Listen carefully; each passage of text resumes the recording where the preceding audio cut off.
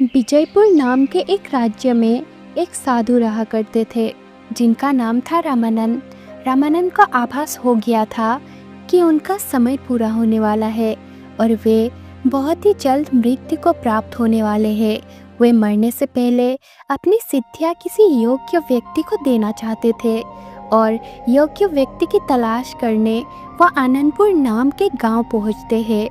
वे इस गांव के लोगों की परीक्षा लेने वाले थे। रात को करीब 4 बजे वो इस गांव में पहुंचते हैं और एक बूढ़ा बीमार भिखारी व्यक्ति का रूप रख लेते हैं और गांव के चौक पर मौजूद एक चबूतरे पर लेट जाते हैं।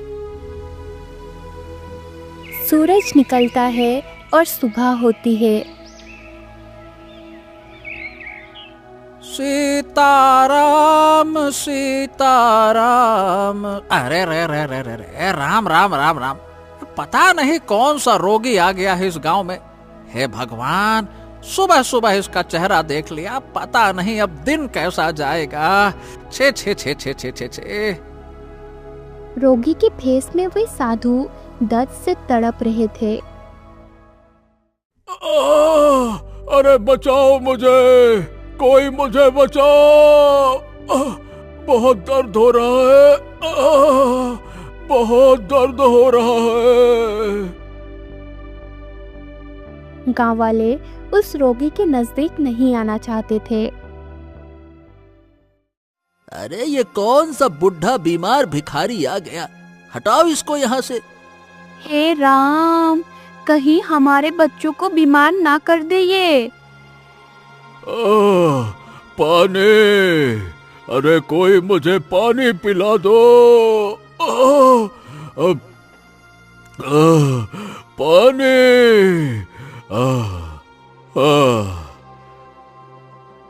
एक बच्चा पानी देने की कोशिश करता है पर उसका पिता उसको रोक लेता है। इस गांव में मैं योग्य इंसान ढूंढने आया था, यहाँ तो इंसान ही नहीं बचे। ये संसार इतना स्वार्थी और क्रूर हो गया है कि एक रोगी उनके सामने मरने की हालत में है, पर किसी के मन में जरा सी भी करुणा नहीं जाग रही। हे भगवान। वे साधु रोगी के भेष में वही पड़े रहते हैं, कोई उनकी मदद के लिए नहीं आता। उसी समय एक गधा उनको देख रहा था। पानी, पानी, पानी। अब कोई मुझे पानी पिला दो।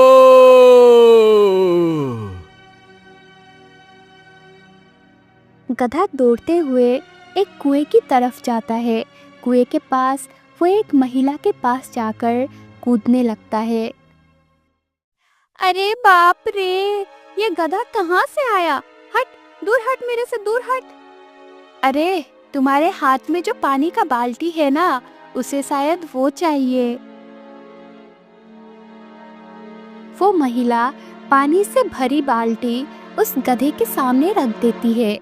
गधा अपने मुंह में वो बाल्टी फंसाकर उसे उस रोगी के पास ले जाता है।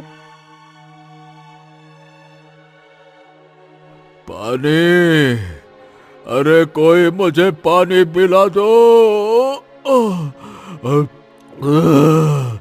पानी।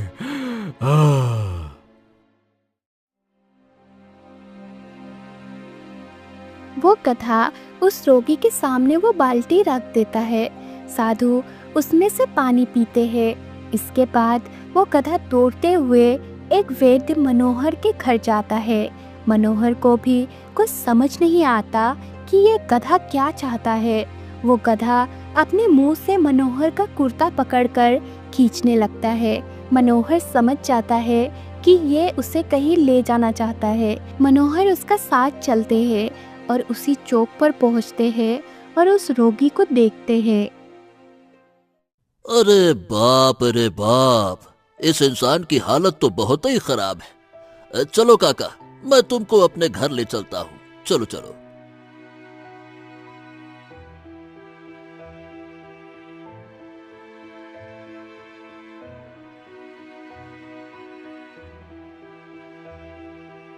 मनोहर उनका बदला हुआ रूप देखकर हैरान हो जाता है। वो गधा भी उनको देखकर अचंभे में था। जो आदमी पहले एक रोगी के रूप में था, वो अब एक तेजस्वी साधु का रूप में आ गया था। हे महात्मन, आप हैं कौन? मेरा नाम रमानंद कौशिक है बच्चे।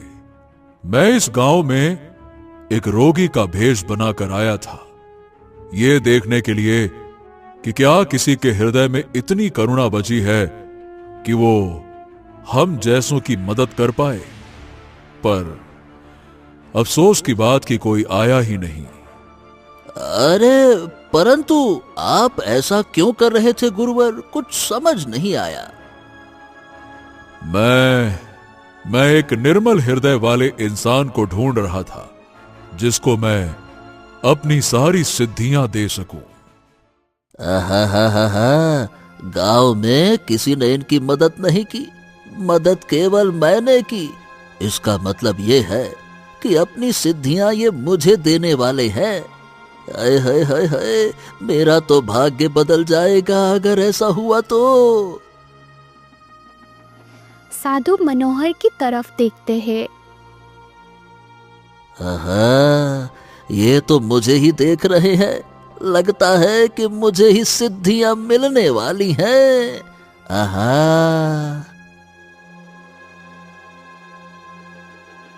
उस गधे के पास जाते हैं। ये है मेरी सिद्धियां प्राप्त करने के योग्य जीव। क्या? अरे पर ये तो जानवर है, और वो भी गधा। जानवर भले है ये, पर इसमें इंसानियत है जो आजकल जीते जागते इंसानों में नहीं बची है।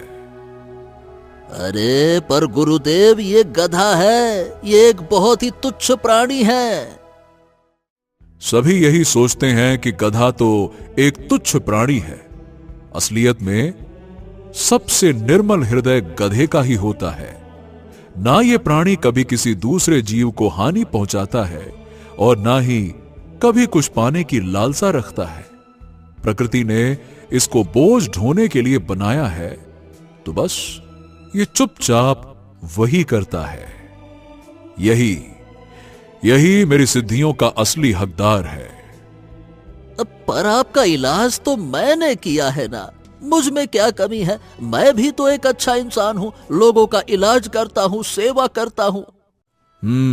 तुम एक बहुत अच्छे वैद्य हो, लोगों की सेवा करते हो, परंतु तुम्हारे अंदर एक कमी है। तुम्हारी सेवा निस्वार्थ नहीं है। जैसे ही मैंने इस गधे को सिद्धियां देने की बात कही ना, तुम्हारे चेहरे पर ईर्ष्या का भाव साफ साफ दिख गया। तुम अपनी सेवा के बदले में सिद्धियां लेना चाहते हो। और बच्चे, ये निस्वार्थ सेवा नहीं है। ये सब कहने के बाद साधु उस गधे के सर पर अपना हाथ रख देते हैं और उसको अपनी सारी सिद्धियां दे देते हैं। अब इस गधे का भाग्य खुल गया है। इसके पास संसार का सारा ज्ञान है। ये अब इंसानों की तरह बोल सकता है। ये गधा जिसको भी अपना मालिक चुनेगा, वो धन धान्य से भरपूर हो जाएगा।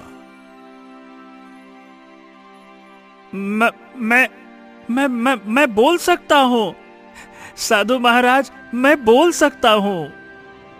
अरे बाप रे बाप, ये तो चमत्कार हो गया साधु महाराज, ये तो गजब है।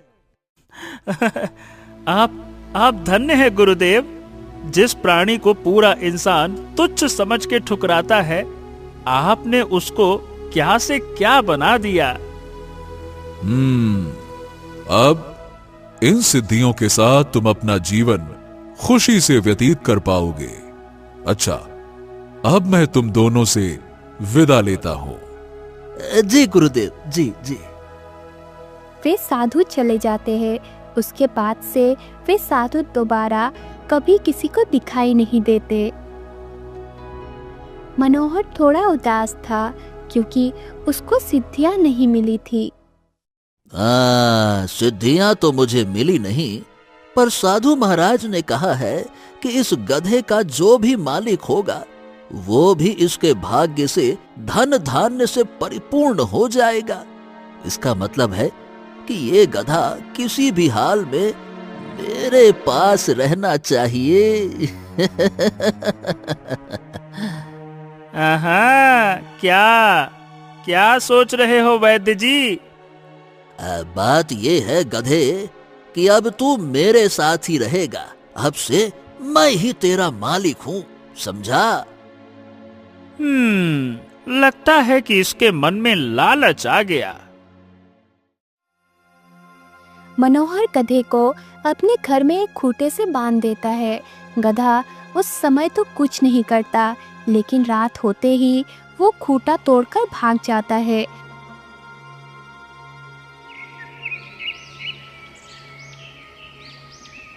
सुबह उठकर मनोहर देखता है, अरे ये गधा कहाँ चला गया? अरे लगता है कि भाग गया।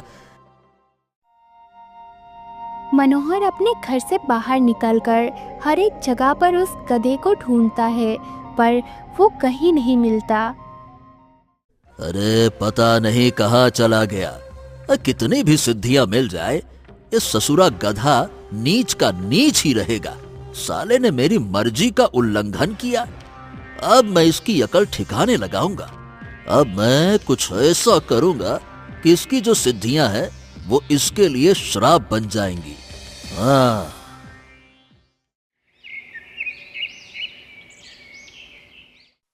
अगले दिन मनोहर पूरे गांव में ये बात फैला देता है कि एक ऐसा गधा है जो अगर किसी को मिलेगा तो उसका भाग्य बदल जाएगा।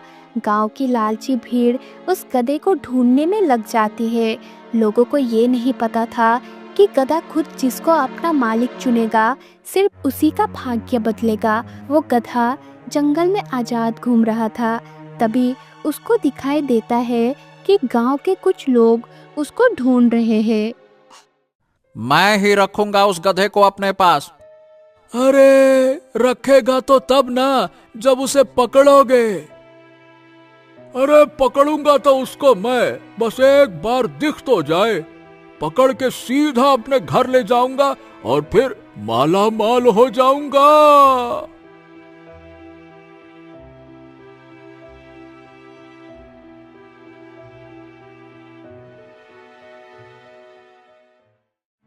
अरे वो देखो, वो रहा, पकड़ो उसको, पकड़ो उसको।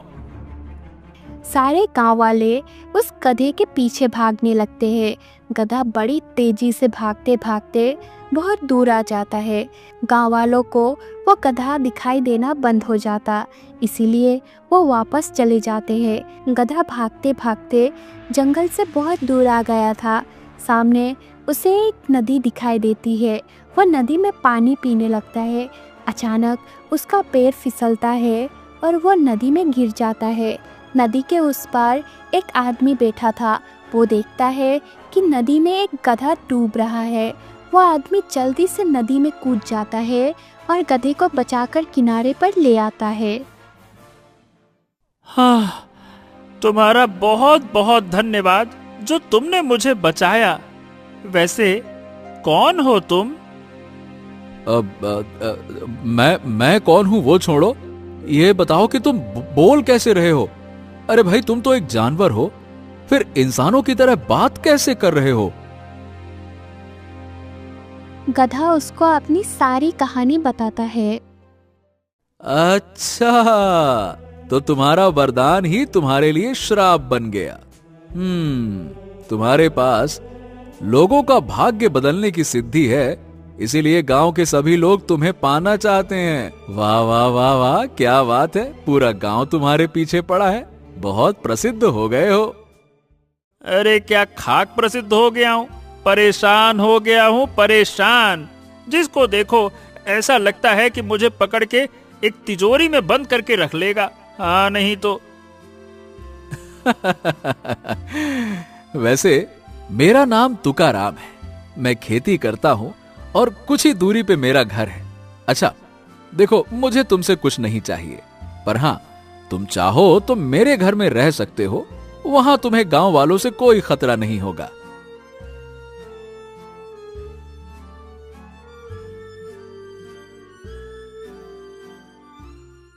वो गधा तुकाराम के घर में रहने लगता है। तुकाराम उसे बहुत प्यार से रखता था। कुछ ही महीनों में तुकाराम की फसल बहुत ज़्यादा फल फूलने लगी। इतनी अच्छी फसल उसके खेत में पहली बार हुई थी। उस गधे का भाग्य तुकाराम के जीवन में समृद्धि लेकर आया था। कई महीने बीत जाते हैं। भाग्य बदलने वाले गधे की कहानी अब सिर्फ आनंदपुर गांव तक सीमित नहीं थी, बल्कि पूरे राज्य में उसकी चर्चा होने लगी थी। ये बात उड़ते उड़ते राजा के महल तक पहुंच गई। राजा विक्रमदेव का एक खास आदमी मानसिंह राजा के पास जाता है। महाराज की जय हो। महाराज। कहो मान सिंह, कैसे आना हुआ? महाराज, आपने उस भाग्य बदलने वाले गधे की चर्चाएं तो सुनी ही होंगी। हाँ, सुनी तो है, पर कमबख्त वो गधा किसी को मिलता ही नहीं। आहा। लेकिन मैं उसके बारे में एक खबर लेकर आया हूं महाराज। खबर? कैसी खबर? महाराज, नदी के उस पार एक किसान रहता है। उसके पास एक छोटा सा खेत है, पर आश्चर्य की बात यह है कि उस छोटे से खेत में फसल कमाल की हो रही है। महाराज, मुझे तो शक है कि वो गधा उसी के घर में है और उसी के भाग्य से उस किसान की फसल अच्छी होने लगी है। अगर ऐसा है तब तो उस गधे को यहां लाना ही होगा। सैनिकों, जाओ उस किसान के घर जाओ, और अगर उसके घर में कोई गधा मिले तो उसे तुरंत यहां लेकर आना। जाओ।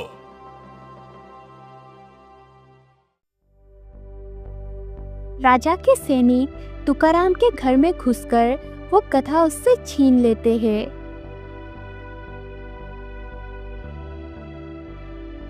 अरे अरे अरे अरे, कहां लेकर जा रहे हो इसको? ये मेरा है। अरे रुको भाई, रुको। मेरी बात तो सुनो, मेरी बात तो सुनो। अरे सुनो। वो सैनिक तुकाराम की एक नहीं सुनते और गधे को अपने साथ ले जाते हैं। राजा ने गधे को अपने तबेले में गाय और भैंसों के साथ बांध दिया था। आधी रात को तुकाराम अपने घर में उदास बैठा था। न जाने कहां ले गए होंगे उस बेचारे गधे को। अब मैं क्या करूं? ऐसे हाथ पर हाथ धरकर बैठ तो नहीं सकता। मुझे उसको कैसे भी करके वापस लाना होगा। करीब आधी रात के समय तुकाराम राजा के महल में चुपके से घुसता है और उस जगह पर जाता है जहां सारे जानवर बंधे होते हैं। वहीं जाकर वो उस गधा को ढूंढने लगता है। तभी उसे वो गधा दिख जाता है। हाँ, तो तुम यहाँ हो। अरे भाई, मैं तुमको कब से ढूंढ रहा था। देखो मित्र, मुझे यहाँ से ले चलो, कैसे भी करके बस मुझे यहाँ से ले चलो। मैंने पता है, उन लोगों को बातें करते सुना था। वो कह रहे थे कि कल मुझे राजा के दरबार में पेश करेंगे। अगर मैंने राजा का भाग्य नहीं बदला तो मुझे मार दिया जाएगा। नहीं नहीं नहीं नहीं नहीं, ऐसा नहीं होने दूंगा। मैं तुम्हें वापस ले चलता हूं। रुक जाओ। तुकाराम उस खूंटे से उस गधे को खोलता है और उसके साथ भागने लगता है और महल से बाहर निकल जाता है। महल के बाहर एक सैनिक उन दोनों को भागते हुए देखता है तो वो सीधा तीर चला देता है। वो तीर तुकाराम के पैर में जाकर लगता है और तुकाराम गिर जाता है। अरे, ये क्या हो गया? मेरी चिंता मत कर, तू भाग जा यहाँ से। जल्दी भाग, सैनिक आ रहे हैं। अरे भाग, दौड़ लगा। अरे पर मित्र, मैं तुम्हें ऐसी हालत में छोड़कर कैसे जा सकता हूँ? ज्यादा मत सोच, अरे जल्दी से भाग, चला जा, मुझे यही छोड़ दे, जा भाग। गधा वहां से भाग जाता है और सैनिक तुकाराम को राजा के पास ले जाता है। राजा और मानसिंह एक साथ खड़े हुए तुकाराम को देख रहे थे। आखिर ये है कौन जिसने एक गधे के लिए अपनी जान खतरे में डाल दी? महाराज, ये वही किसान है जिसके घर से वो गधा मिला था। क्यों, तुम उस गधे को पकड़ नहीं पाए?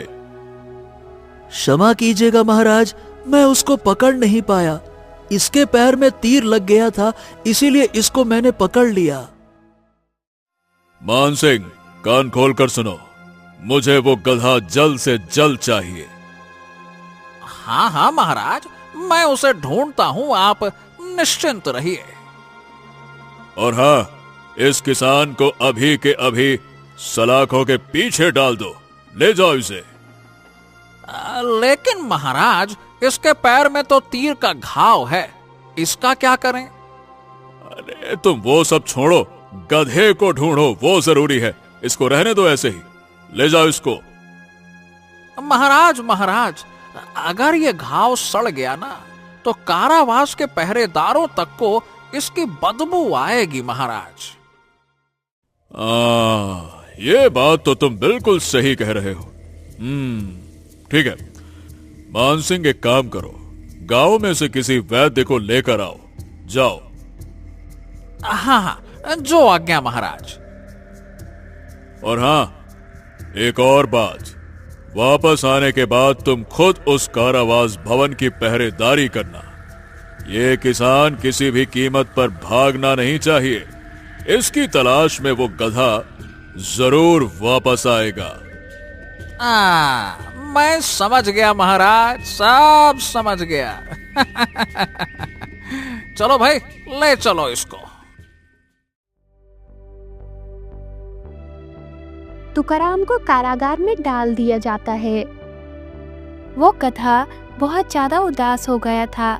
उसे मदद के लिए उस इंसान के दरवाजे पर जाना पड़ा जहां वो कभी भी नहीं जाना चाहता था। वो गधा मनोहर के घर पहुंचता है। अरे तुम यहाँ पर क्या कर रहे हो? देखो, मैं तुमसे मदद मांगने आया हूँ। और वो गधा उसे अपनी कहानी सुनाता है।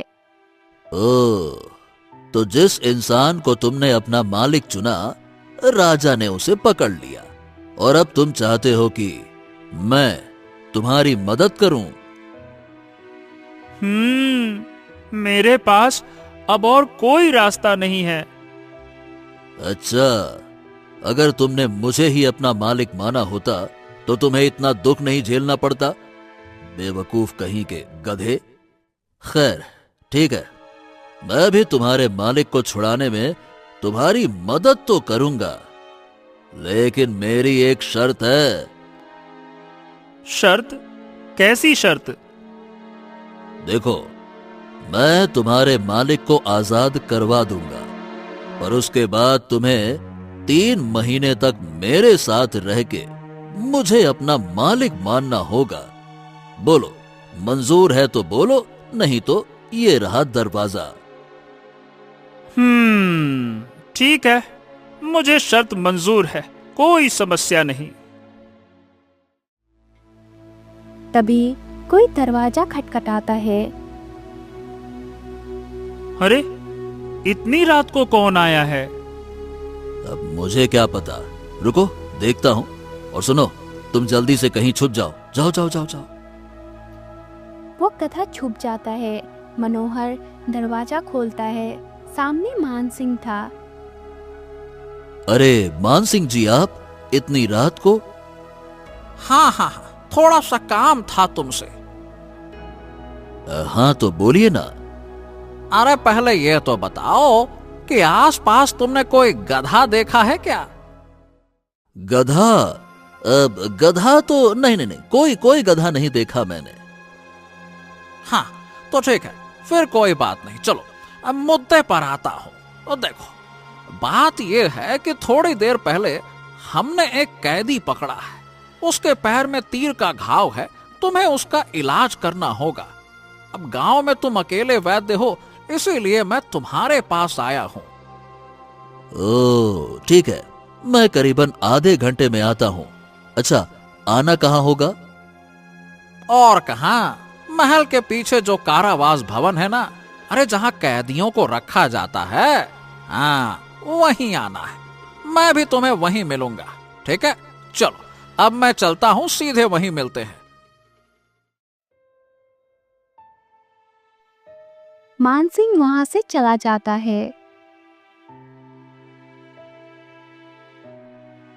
हाँ भाई, लगता है मानसिंह जिस कैदी की बात कर रहा है वो तुम्हारा मालिक ही है। अब क्या करें? सुनो, मेरे दिमाग में एक योजना है। अच्छा, कैसी योजना? खीर बनानी पड़ेगी। खीर? क्यों? मनोहर खीर बनाता है और इस खीर में नींद की दवा मिला देता है।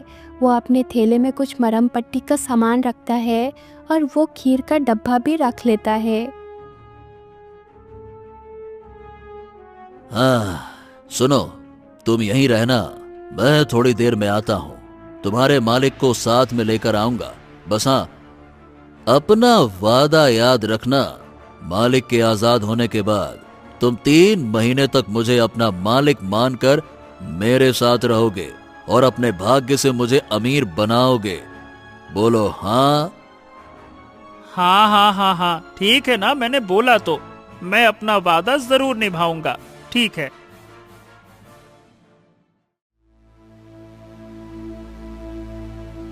मनोहर उस जगह पर पहुंचता है जहां तुकाराम को कैद करके रखा गया था। आ गए तुम वैद्य, आओ आओ आओ आओ।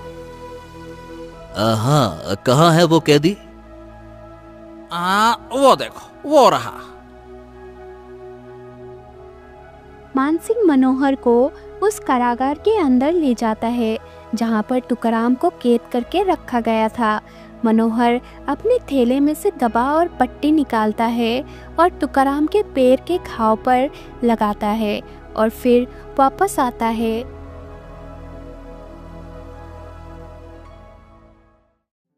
ये तुम्हारे थैले में क्या है? इसमें मेरा सामान है, दवाइयाँ, पट्टी, जड़ी बूटियां, यही सब कुछ है। अच्छा, हाँ, पर इसमें से खीर की खुशबू क्यों आ रही है? क्या दवाइयों की जगह घाव पर खीर लगा रहे हो क्या भैया?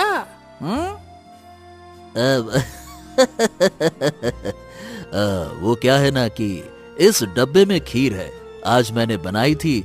थोड़ी सी खीर बच गई तो मैंने सोचा कि अपने भतीजे को रास्ते में देता हूं। भतीजे को?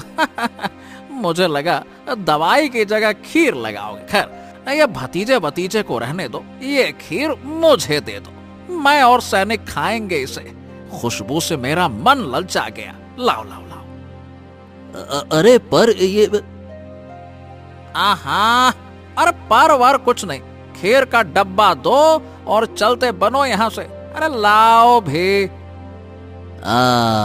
मैं भी तो यही चाहता हूँ कि तुम लोग ही खीर खाओ। मनोहर खीर का डब्बा देकर चला जाता है और मानसिंह और उसके सैनिक कुछ ही देर में सारी खीर खा जाते हैं। थोड़ी देर बाद मनोहर वापस आता है और देखता है कि मानसिंह और सभी सैनिक खीर खाकर सो गए हैं।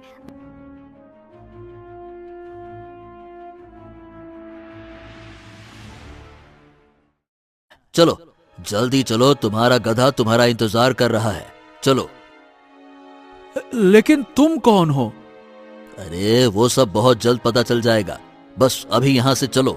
अरे चलो, जल्दी चलो। मनोहर तुकाराम को अपने घर ले जाता है।